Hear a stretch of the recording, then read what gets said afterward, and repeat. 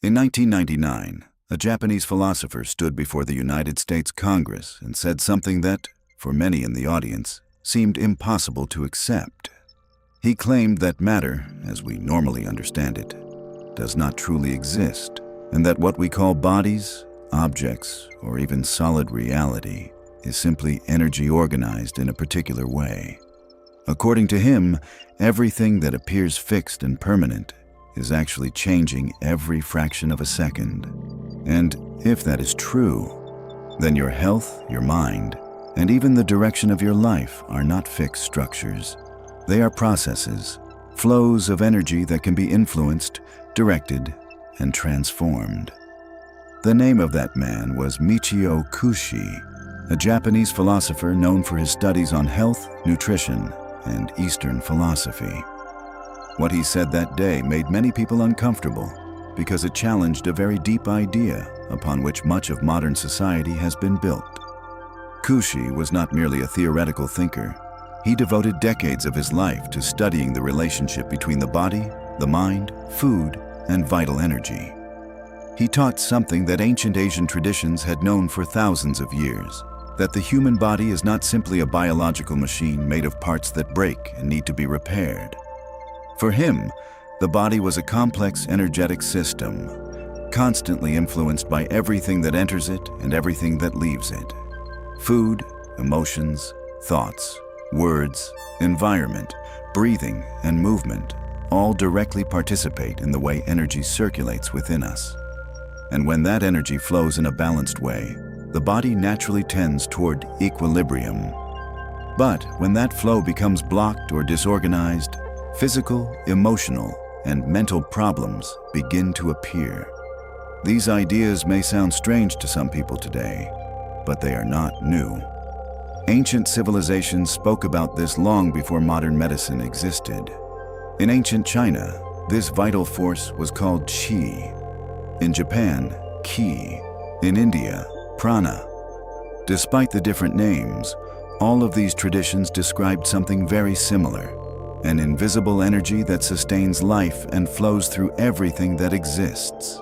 Plants, animals, human beings, and even the surrounding environment. When this energy flows freely, life thrives. When it becomes blocked or weakened, illnesses, fatigue, anxiety, sadness, and many other problems appear. Problems that today we often treat only with medication. Kushi believed that modern medicine, despite its technological advances, ended up focusing only on the surface of problems. Instead of asking why an imbalance arose, it often concentrates on removing or suppressing the symptom. A medicine for headaches, another for high blood pressure, another for anxiety, another for insomnia. Each medication solves an isolated part of the problem, but rarely addresses the deeper cause that generated that imbalance in the body. According to him, as long as we continue treating only the symptoms without looking at the flow of energy that sustains the body, we will always be chasing the consequences instead of understanding the origin of the problem. Interestingly, some discoveries in modern physics began pointing towards something that resembles these ancient ideas. At the beginning of the 20th century, scientists began studying the deepest structure of matter. First came the atoms, then electrons, protons, and neutrons. Later came quarks and other even smaller particles. The more scientists investigated, the more they realized something surprising. What seemed solid was actually composed almost entirely of empty space, with tiny particles moving at incredibly high speeds. What we perceive as solidity is simply the result of energy fields interacting with one another. A table appears solid, your body appears solid, but at the microscopic scale, both are formed by particles in constant motion within energetic fields. The famous equation by Albert Einstein, E equals mc squared, had already shown that matter and energy are simply two different forms of the same thing. Matter is condensed energy, and energy is matter in motion. In other words, what we call physical reality is merely a specific manifestation of energy, organized in a particular way. And before we go deeper into what Michio Kushi believed this means for the human mind and body, take a moment to notice something. If ideas like this about energy, consciousness, and the deeper nature of reality resonate with you, it usually means your mind is already beginning to question something that most people rarely stop to think about. Because once you start seeing the world as movement, energy, and transformation rather than fixed structures, many things you once believed to be permanent suddenly begin to look very different. And that's exactly what this channel explores: the hidden relationship between the mind, the body, energy, and the deeper principles that shape human experience. So if conversations like this interest you, take a moment to subscribe to the channel and leave a like on this video, not just to support the content, but as a small signal that you want to keep exploring these ideas that many people were never taught. Now let's continue, because what Kushi began explaining next goes far beyond physics and enters something much more personal: the way energy moves inside the human body itself. If what I'm saying makes sense to you, and you feel ready to deepen this experience, I've left a more complete material in the pinned comment. You don't need to look at it now. Just remember it when the time feels right. For Kushi, this scientific discovery only confirmed something that ancient traditions had taught for a long time. If everything is energy in different states, then the human body is also an energetic system in constant transformation. Every second, millions of cells die and millions of new cells are created. Atoms enter and leave our bodies through breathing, through the food we eat, and through the water we drink. Within a few years, most of the matter that composes our bodies has already been replaced by new matter. In other words, we are not a fixed structure. We are a continuous process. And if we are a process, then our current state is not permanent. It can change, reorganize, and transform. This was one of the central points of Kushi's thinking. He believed that many people live as if they were trapped in a fixed physical and psychological identity. I am like this. My health is like this. My body is like this. My life is like this. But if everything in the universe is movement and transformation, then none of these conditions is completely unchangeable. According to him, the problem is that most people never learn to observe or influence their own flow of energy. We live constantly absorbing stimuli, processed foods, stress, excessive information, artificial environments, and repressed emotions, without realizing that all of this directly influences the energetic state of the body.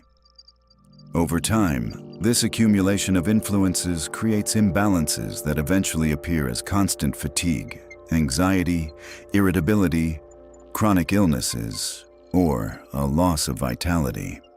But Kushi said that there are simple ways to begin restoring this energetic flow, not through complex technologies or extremely expensive treatments, but through everyday practices that help the body return to its natural state of balance. One of these practices, for example, seemed surprisingly simple. He recommended that people use a warm, damp towel to massage their bodies every morning and every night. According to him, this practice helps stimulate blood circulation, activate the skin, and move stagnant energy within the body. For many people, this may seem far too trivial to have any real effect. But Kushi explained that small practices repeated daily can generate profound changes over time. The body responds to movement, heat, breathing, nutrition, and even emotions in ways that we often completely ignore. When these influences are gradually adjusted, the organism begins to recover its natural capacity for balance. But perhaps one of the most curious ideas Kushi taught was not related only to the physical body. He also spoke about the energy of words. According to him, every word we speak carries a vibration. Sounds are waves, and waves influence the environment around them. This means that the way we speak, the words we choose, and even the way we think can directly affect our internal state. You have probably noticed something similar in your own life. There are people whose voice immediately brings a sense of calm, others whose presence seems to create tension in the environment. There are words that encourage and strengthen someone, and others that can completely destroy a person's confidence. For Kushi, this was not just psychology. It was the physics of vibrations acting within the energetic field of the human body. He said that words repeated daily function like a kind of energetic programming. If someone spends years telling themselves that they are weak, incapable, or worthless, that vibration eventually becomes part of the person's energetic structure. But if the words change, the energy also begins to change. And when the energy changes, behavior, emotions, and even health can begin to change along with it. And it was precisely by presenting ideas like these, ideas suggesting that human beings have far more influence over their own health and consciousness than we usually believe, that many say Kushi's words that day in Washington caused so much discomfort.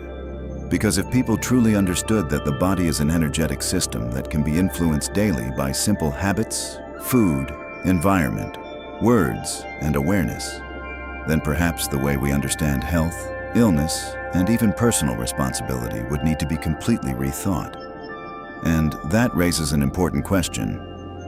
If these ideas have existed for thousands of years, if part of them is beginning to be confirmed by modern discoveries, and if people like Michio Kushi spent their entire lives teaching these principles, why have most people still never seriously heard about them? This question becomes even more meaningful when we look more closely at the kinds of ideas Michio Kushi was sharing. Because he was not speaking only about physical health or natural food. He was talking about something much broader, the way energy, consciousness, and environment constantly influence one another. For Kushi, the human body cannot be separated from the mind, and the mind cannot be separated from the environment in which it lives. Everything is part of a single dynamic system where small changes can generate much larger consequences over time. One of the things he liked to explain was something that almost everyone has experienced, but rarely stops to analyze. Imagine walking into a place where two people have just had an argument. No one says anything. The room is silent. Even so, many people can immediately sense that something feels strange in the air. The atmosphere feels heavy, uncomfortable, tense. Now imagine the opposite. Walking into a place where people had been laughing, talking, and celebrating something. Even without knowing what happened before, the feeling is usually completely different. The environment feels lighter, more open, more pleasant. For Kushi, this was not merely imagination or psychological suggestion. He believed that human emotions truly leave energetic traces in the environment. When someone experiences intense anger, deep fear, or prolonged sadness, that energy manifests not only in that person's body, but also in the space around them. In the same way, emotional states such as joy, gratitude, and calmness also influence the energetic field of an environment. Ancient civilizations took this idea very seriously. That is why many temples, monasteries, and places considered sacred were built in specific locations, chosen with great care. These places were seen as points where the natural energy of the earth flowed in a more balanced way. In addition, many traditions used rituals to cleanse or harmonize spaces. Bells, chants, incense, mantras, and prayers. To a modern observer, these rituals may appear merely symbolic, but for those cultures, they were concrete ways of working with vibrations and influencing the energetic state of both people and environments. Kushi said that something similar happens within the human body itself. Emotions are not merely abstract mental experiences. They also produce clear physical responses. When someone feels fear, for example, the body reacts immediately. The hands may become cold, the legs weaken, and the stomach tightens. This happens because the body's energy retracts and concentrates in certain areas, preparing the organism to react to danger. Anger produces a different type of energetic movement. Many people notice that their face becomes warm, the muscles in the jaw tighten, the shoulders contract, and breathing becomes heavier. The energy rises toward the head and arms, preparing the body to act in an aggressive or defensive way. Deep sadness or depressive states usually produce the opposite effect. The energy seems to sink downward. The body becomes heavy, the shoulders drop, the head tilts downward, and a feeling of lack of strength to act appears. These observations are not merely poetic metaphors. They correspond to real physiological reactions. The nervous system, hormones, and blood circulation change according to emotional states. But Kushi believed that behind these physiological changes, there is a more fundamental movement, the movement of vital energy within the body. In traditional Chinese medicine, for example, there are detailed maps called meridians. These meridians are described as channels through which vital energy circulates throughout the organism. According to this tradition, there are 12 main meridians connecting different organs and systems of the body. When the flow of energy in these channels is balanced, the body functions in a healthy way. When the flow is blocked or disorganized, pain, inflammation, and illnesses begin to appear. It was from this perspective that practices such as acupuncture emerged. Instead of treating only the symptom, such as pain or inflammation, the goal of acupuncture is to stimulate specific points in the body to restore the natural flow of energy. Small needles are inserted into strategic locations to release blockages or balance excess energy in certain regions. Kushi explained this principle using a simple analogy. He compared the human body to a communication system that works with signals like a television antenna. If the signal is weak or blocked, the image becomes distorted or disappears. But when the antenna is positioned correctly and the signal flows freely, the image appears clear. According to him, techniques such as acupuncture, massage, deep breathing, and body movement work as ways of adjusting this energetic antenna of the body. But among all the influences that affect this energetic system, Kushi said that one of the most powerful is something that almost no one pays enough attention to: words. Every word we pronounce is a physical vibration that travels through the air in the form of sound waves. These waves reach not only the ears of those who listen, but also the entire body. Our brain, our nervous system, and even our hormones respond to the messages we receive through language. This means that words can produce very real effects on people's health and emotional state. A sincere compliment can increase confidence and reduce stress. Constant criticism or repeated humiliation can produce anxiety, insecurity, and even physical symptoms over time.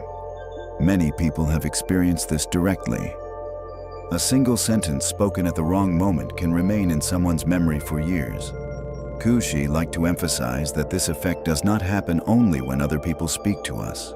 It also happens when we speak to ourselves.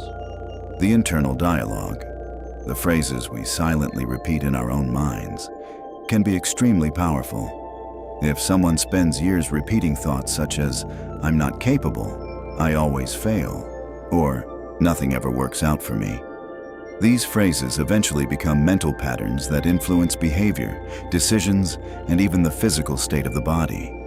On the other hand, words used consciously can help reorganize this internal energetic field. Many ancient traditions developed specific practices based on this idea, such as mantras and prayers. To someone observing from the outside, repeating words or sounds may appear to be merely a psychological or spiritual exercise. But Kushi believed that a concrete vibrational effect is also occurring in the body and in the brain.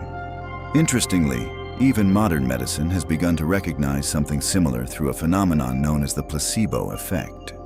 In clinical experiments, patients receive a substance with no active ingredient, but they are told that they are receiving a powerful medication. In many cases, the body reacts as if it were actually receiving treatment. Symptoms decrease, pain is reduced, and some conditions even improve. This effect shows something fascinating. Expectation and belief can trigger real physiological changes. Hormones are released, the immune system reacts differently, and the brain reorganizes certain internal processes. In other words, the mind and body are far more connected than we once imagined. But there is also the opposite phenomenon, known as the nocebo effect. When a person receives an extremely negative prediction, for example, a diagnosis accompanied by a very pessimistic outlook, this belief can trigger a faster deterioration in their state of health. The body responds to negative expectations in much the same way it responds to positive ones. For Kushi, these phenomena were simply modern examples of something ancient traditions already understood. Words are energy in motion. They do not merely describe reality, they also help shape it. And if that is true, then the way we speak, think, and communicate may have a much greater impact on our health and our lives than we usually imagine. But perhaps the most controversial idea Kushi presented was not related only to words, emotions, or food. He also spoke about something that scientists are now beginning to discuss in a different way: the possibility that experiences and traumas from previous generations may continue to influence people in the present. And when he began explaining this, the reaction from many people became even stronger. It was at this point that Michio Kushi's ideas started to become even more controversial. He claimed that the energy influencing our lives does not come only from what we think today, what we eat, or the environment we live in. According to him, part of that energy may also come from long before we were born. In other words, our experiences do not begin exactly at the moment we arrive in the world. They may carry echoes of much older stories. For a long time, this type of idea was treated purely as something spiritual or philosophical. Many cultures spoke about the influence of ancestors, about family patterns that repeat themselves, or about traumas that seem to cross generations. However, in recent decades, science has begun investigating something surprisingly similar through a field known as epigenetics. Epigenetics studies how experiences lived by one generation can leave marks that influence the next generations, not by directly altering DNA, but by modifying the way certain genes are activated or deactivated. Studies conducted with descendants of survivors of extremely traumatic events have produced intriguing results. For example, children and even grandchildren of people who lived through situations of war, extreme famine, or violent persecution often show stronger stress patterns in their bodies. Certain biological markers related to fear and anxiety responses appear more frequently in these families. This does not mean that people are destined to repeat the suffering of their ancestors, but it does suggest that the body may carry biological signals from experiences that happened long before someone was born. Kushi interpreted something similar using a different language. He said that thoughts, emotions, and experiences leave impressions in the energetic field of individuals, and that these impressions can continue to exist even after someone dies. In his view, human beings do not live in isolation. We are connected to a network of invisible influences formed by our family, our culture, and our own past experiences. When certain emotional or mental patterns repeat within a family across generations, this can create a kind of energetic inheritance. Perhaps you have already noticed something similar in family stories. In some families, certain behaviors seem to repeat from one generation to the next. Similar fears, similar ways of dealing with money, relationships, or conflicts. Sometimes a person grows up hearing stories about the difficulties their parents or grandparents faced and, without realizing it, begins to see the world through those same lenses. Even when the current reality is different, the way situations are interpreted may still carry those old influences. Kushi said that if we do not recognize these patterns, we may end up living much of our lives reacting to energies that did not even begin with us. He used a simple metaphor. Imagine carrying a backpack full of stones without realizing it. As long as you believe that weight is part of you, you will keep walking with difficulty. But the moment you realize that some of that weight no longer needs to be there, it becomes possible to start leaving it behind. This did not mean denying or rejecting one's family history. On the contrary, for Kushi, the first step was recognizing that these influences exist. Many ancient traditions had specific rituals to honor ancestors precisely because they believed this helped release old patterns and allowed each generation to follow its own path with greater freedom. But Kushi's thinking went even further. He believed that human beings move through different levels of consciousness throughout life. He described this process as a kind of ladder of inner development, where each step represents a different way of seeing oneself and the world around them. At the most basic level, he said, there is the instinctive level, which he compared to the animal state. At this stage, decisions are guided almost exclusively by immediate impulses: fear, desire, hunger, aggression, or the pursuit of pleasure. The main focus is survival and the satisfaction of immediate needs. Often, when someone lives under constant stress or in extremely competitive environments, they tend to operate more frequently at this level. A little above that would be the level he called the servant or submissive level. At this stage, a person follows external rules and structures without much questioning. They seek security by obeying established systems, whether in institutions, traditions, or authorities. This stage is not necessarily negative. Many societies depend on this type of organization.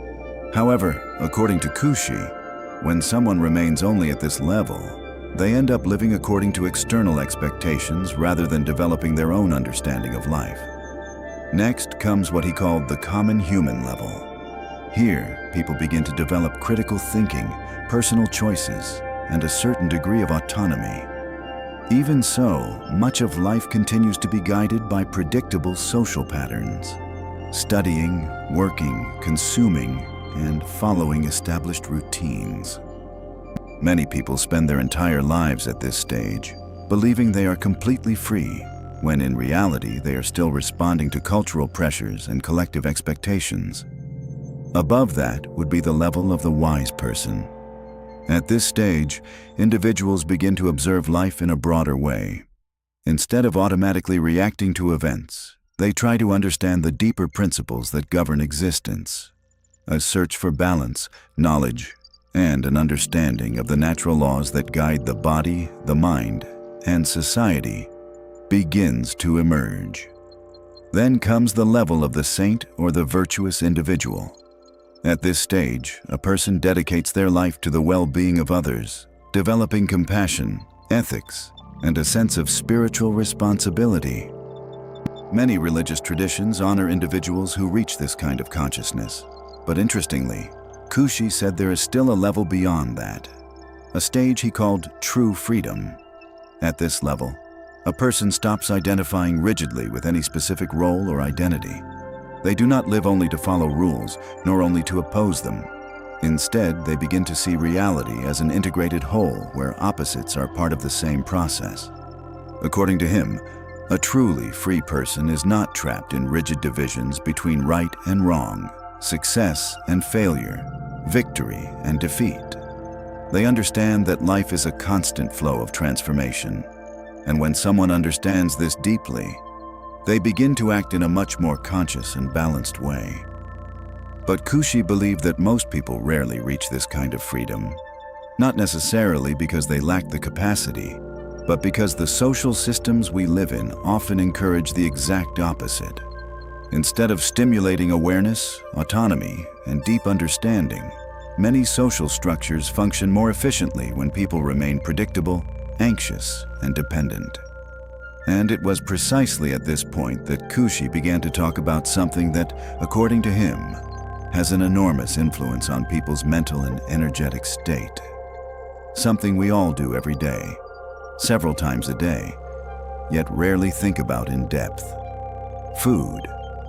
It was then that Michio Kushi directed attention to something extremely common that, according to him, has a profound influence on people's minds and energetic state: diet. For Kushi, food was never just biological fuel for the body. He argued that every food carries a specific type of energy, and that this energy directly influences the behavior, emotions, and even the mental clarity of those who consume it. Within the philosophy he taught, the way a food grows, the length of its life cycle, and the environment in which it develops affect the quality of the energy it carries. For example, he said that foods with slower growth and a more stable structure, such as whole grains, tend to transmit a more balanced and lasting energy to the human body. On the other hand, Foods that come from animals with very short lifespans or that grow rapidly could transmit a more unstable or agitated energy. To explain this, Kushi often used a simple example. A chicken lives only a few months, while a grain can remain preserved for years and still retain its potential to generate new life. For him, this difference represented two distinct types of energy. By consuming one or the other, the body would absorb not only nutrients, but also this energetic pattern. Although modern science uses a different language to explain these effects, some research ends up pointing to partially similar conclusions. Studies often show that diets based on whole plant foods are associated with greater longevity and a lower incidence of several chronic diseases. On the other hand, diets excessively rich in ultra-processed foods or certain types of meat may be associated with inflammation and cardiovascular problems. Kushi interpreted these differences through the concept of energetic balance. For him, when someone consumes food in a conscious and balanced way, the flow of energy in the body tends to remain stable. But when eating habits become chaotic, excessive, or artificial, this flow can become disorganized, affecting not only physical health, but also a person's emotional and mental state. Based on this idea, Michio Kushi said that food is only one of the entry points for the energy that shapes human life. Other influences are also constantly at work, often silently. The air we breathe, the people we spend time with, the environments we occupy, the information we consume, and even the emotional state of the person preparing our food. According to him, all of these elements contribute to the formation of our energetic field. For this reason, Kushi believed that taking care of one's personal energy is not something complicated. It begins with simple habits, such as moving the body. He explained that energy naturally flows, but when the body remains still for long periods or lives under constant tension, this flow becomes irregular. Small, everyday actions, walking, breathing deeply, or stretching the body, can already help restore that movement. Another practice he recommended was gently rubbing the body with a warm, damp towel in the morning and at night. According to Kushi, this stimulates circulation, activates the nervous system, and helps reduce energetic stagnation accumulated throughout the day. Precisely because it is simple and accessible, he considered this habit powerful. Breathing was also central to his teachings. Many people breathe in a shallow way, especially when they are anxious. Short breaths keep the body in a state of alert, while slow and deep breathing signals to the nervous system that it is safe to relax, reducing stress and helping restore internal balance. Kushi also emphasized the power of words. Phrases repeated constantly, even in thought, reinforce energetic patterns. When someone spends years repeating negative ideas about themselves, that pattern eventually influences decisions, behaviors, and the way the person perceives reality. On the other hand, when people begin to observe and choose their words more carefully, something different begins to happen. It is not about mechanically repeating positive phrases, but about aligning thought, word, and action. When there is clarity, intention, and discipline in daily habits, personal energy tends to become more stable and directed. He also warned that the modern world often disrupts this balance. Constant news about crises and violence, fast-paced urban environments, and highly processed foods contribute to keeping the body and mind in continuous states of tension. For this reason, an essential skill would be learning to consciously select what we allow into our lives. Not only food, but also conversations, environments, information, and the people we surround ourselves with. Just as we protect our homes from possible damage, Kushi believed we should protect our own energetic field. He often summarized this idea in a simple way.